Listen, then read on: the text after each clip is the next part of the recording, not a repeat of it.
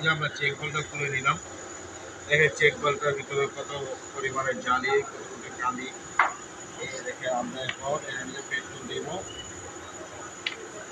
Check করবো এটা কি পরিমাণে ময়লা। দেখেন দেখেন কি বেরোচ্ছে, দেখেন দেখেন গাইস, দেখেন কি পরিমাণের ময়লা। এই গাড়ি পেট্রোলে আপনার তেলের সমস্যা করে এর জন্য।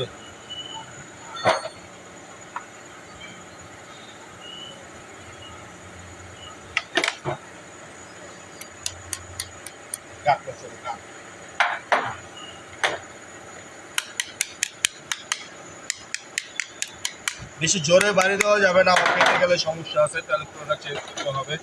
এভাবে আমরা পরিবেশন করতে হবে হাওয়া দিয়ে।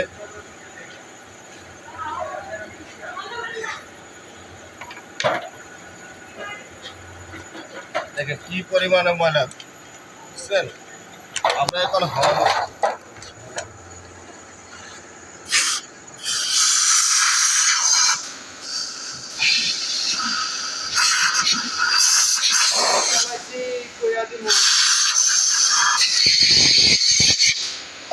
গাইস, দেখেন কি পরিমাণে ময়লা বের হয়েছে। আমাদের কাজটি ভালো লাগলে লাইক করবেন, শেয়ার করবেন। আসসালামু আলাইকুম।